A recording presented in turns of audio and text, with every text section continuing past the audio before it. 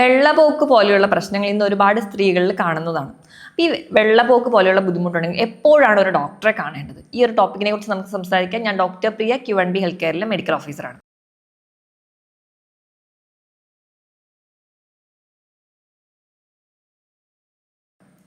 Leucorrhoea അല്ലെങ്കിൽ വെള്ളപ്പൊക്ക് എന്ന് പറയുന്ന ഒരു കണ്ടീഷൻ ഇന്ന് ഒരുപാട് പേര് പല രീതിയിൽ ബുദ്ധിമുട്ടിക്കുന്ന ഒരു കണ്ടീഷനാണ്. അപ്പോൾ എന്താണ് ഈ വെള്ളപ്പൊക്ക് എന്ന് നോക്കുന്നതിന് മുൻപ് നോർമലി സ്ത്രീകളുടെ ശരീരത്തിൽ യോനി ഭാഗത്ത് ഒരു വൈറ്റ് ഡിസ്ചാർജ് കാണാറുണ്ട്. അത് ആ ഒരു ഏരിയയിൽ ഉണ്ടാവുന്ന ആ ഒരു ഏരിയയിൽ മൈക്രോ ഓർഗാനിസത്തിൽ നിന്നൊക്കെ പ്രൊട്ടക്ട് ചെയ്യാൻ വേണ്ടിയിട്ടും ആ ഒരു യോനി ഭാഗത്തിനകത്ത് pH മെയിൻറ്റെയിൻ ചെയ്യാനും അവിടെ ഒരു മോയ്സ്ചർ ഇഫക്റ്റ് കൊടുക്കാനും വേണ്ടിയിട്ടുണ്ടാവുന്ന നോർമൽ ഡിസ്ചാർജാണ്. ഇത് എല്ലാവർക്കും ഒരു പ്രായം കഴിഞ്ഞ് ഒരു പീരീഡ്സിനോടനുബന്ധിച്ച് ആ ഒരു ഏജ് തൊട്ട് നമുക്ക് സ്ഥിരമായി കാണുന്ന ഒരു ഡിസ്ചാർജാണ്. നോർമലി ഈ ഒരു ഡിസ്ചാർജ് പീരീഡ്സിന് തൊട്ട് മുൻപ് അല്ലെങ്കിൽ പീരീഡ്സ് കഴിഞ്ഞ് അല്ലെങ്കിൽ ഓവുലേഷൻ നടക്കുന്ന ടൈമിൽ, പ്രഗ്നൻസി ടൈമിലൊക്കെ ഹോർമോൺ ബാലൻസിൻ്റെ ഒരു ഭാഗമായിട്ട് നോർമലി എല്ലാവരിലും കാണുന്ന ഒന്നാണ്. അപ്പോൾ എപ്പോഴാണ് ഈ ഒരു ഡിസ്ചാർജ് നമുക്ക് പ്രശ്നക്കാരനാവുന്നത്, അല്ലെ എപ്പോഴാണ് നിങ്ങൾ ഇങ്ങനെ ഒരു ഡിസ്ചാർജിൽ എന്തെങ്കിലും ചേഞ്ചസ് കാണിക്കുമ്പോൾ എപ്പോഴാണ് ഒരു ഡോക്ടറെ കൺസൾട്ട് ചെയ്യേണ്ടതെന്ന് നോക്കാം.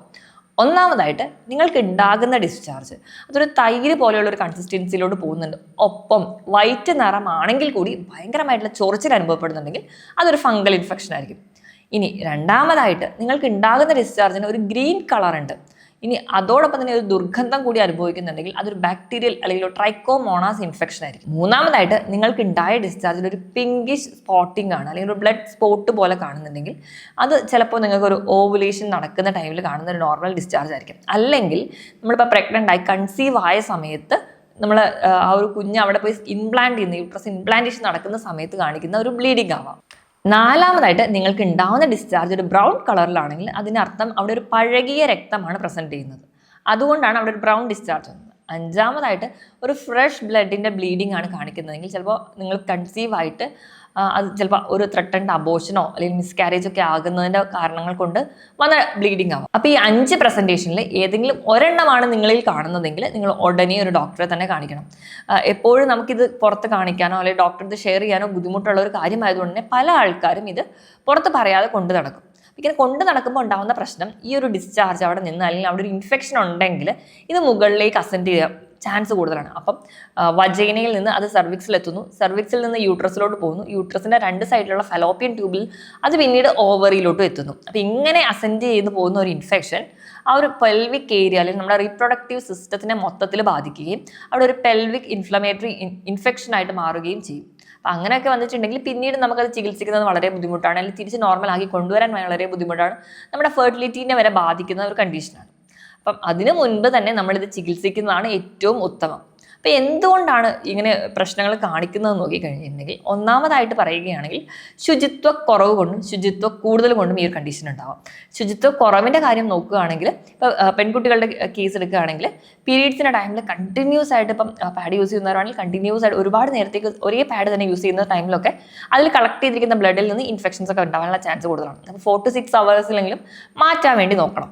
ഇനി ഇപ്പം ശുചിത്വ കൂടുതൽ എന്ന് പറയുമ്പോൾ എങ്ങനെ അസുഖം ഉണ്ടാവുക നോക്കിക്കഴിഞ്ഞാൽ ഇപ്പം എപ്പോഴും അവർ വജീനൽ ഏരിയയിൽ കൂടുതലായിട്ടും കെമിക്കൽസ് ഒക്കെ അടങ്ങിയിട്ടുള്ള വജീനൽ വാഷ് കണ്ടിന്യൂസ്ലി യൂസ് ചെയ്യുന്നവരാണെങ്കിൽ ഈ ഒരു അമിത വൃത്തി കൊണ്ടും അവർക്ക് അവിടെ ഗുണകരമായിട്ടുള്ള ഒരുപാട് ബാക്ടീരിയ ഉണ്ട്, ആ ബാക്ടീരിയകൾ നശിക്കുകയും അപ്പോൾ ഗുണകരമായ ബാക്ടീരിയകൾ നശിച്ചു കഴിഞ്ഞാൽ പെട്ടെന്ന് തന്നെ മൈക്രോ ഓർഗാനിസം, അതായത് അസുഖങ്ങൾ ഉണ്ടാക്കുന്ന ഓർഗാനിസം നമ്മുടെ ശരീരത്തിൽ ചെന്ന് വരും.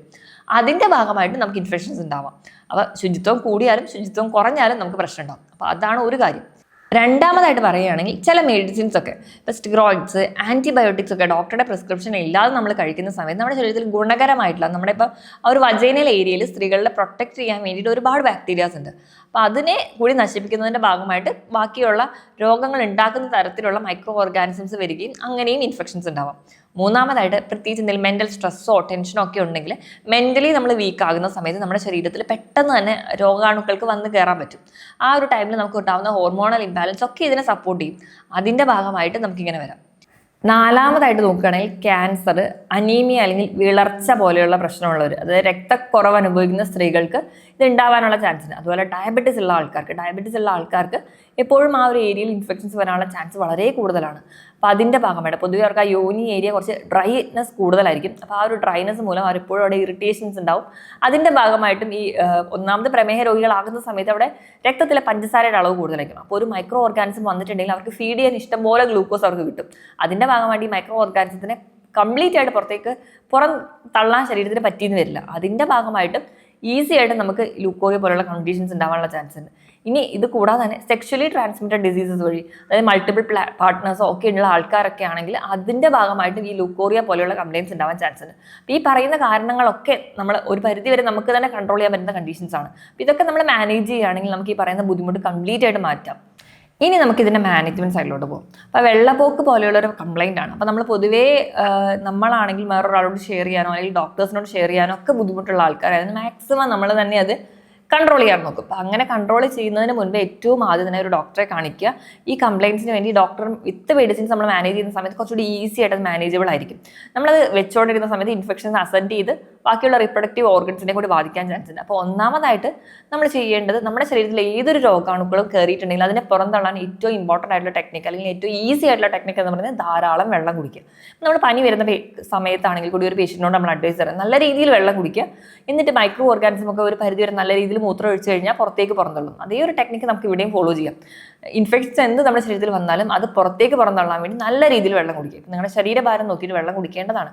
ശരീരഭാരത്തിന് അപ്പോൾ 25 കിലോയ്ക്ക് 1 ലിറ്റർ എന്ന കണക്ക് നിങ്ങൾ വെള്ളം കുടിക്കുക. ഇനി നിങ്ങൾ അധികമായിട്ട് വെയിലത്തിരുന്ന് ജോലി ചെയ്യുന്നവരോ അല്ലെങ്കിൽ ഒരുപാട് നേരം പുറത്തൊക്കെ നടന്ന് ജോലി ചെയ്യുന്നവരാണെങ്കിൽ അതിനും കൂടി ചേർത്ത് നിങ്ങൾ വെള്ളത്തിൻ്റെ അളവ് കൃത്യമായിട്ട് കുടിക്കുന്നുണ്ടെന്ന് ഉറപ്പ് വരുത്തുക. അപ്പോൾ എപ്പോഴും ഇങ്ങനത്തെ ബുദ്ധിമുട്ടൊക്കെ വരുന്ന ആൾക്കാരാണെങ്കിൽ നമ്മുടെ ശരീരത്തിൻ്റെ ചൂട് കുറച്ച് കൂടുതലായിരിക്കും. അപ്പോൾ അതുകൊണ്ട് തന്നെ ബോഡി എപ്പോഴും കൂളാക്കി നിർത്താൻ വേണ്ടി എപ്പോഴും ഒരു വാട്ടർ ബോട്ടിൽ ക്യാരി ചെയ്യുക.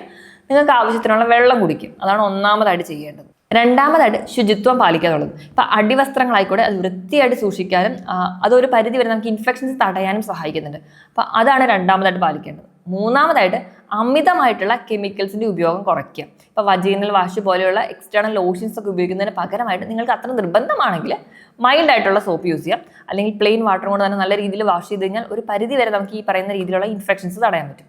നാലാമതായിട്ട് പ്രമേഹം അല്ലെങ്കിൽ രക്തക്കുറവ് പോലെയുള്ള പ്രശ്നങ്ങളൊക്കെ നിങ്ങൾ അസോസിയേറ്റ് ചെയ്തിട്ടുണ്ടെങ്കിൽ ഇതൊരു പരിധി വരെ നിയന്ത്രിച്ച് കഴിഞ്ഞാൽ നമുക്ക് ഈ പറയുന്ന കംപ്ലയിൻസ് കംപ്ലീറ്റ് ആയിട്ട് മാറ്റും. ഇപ്പോൾ പ്രമേഹമുള്ള രോഗികളാണെങ്കിൽ കറക്റ്റായിട്ട് അതിന് മെഡിസിൻസ് കഴിക്കുക, അതിന് വേണ്ടി ഭക്ഷണം നിയന്ത്രിക്കുക, കൃത്യമായ വ്യായാമത്തിന് പോവുക.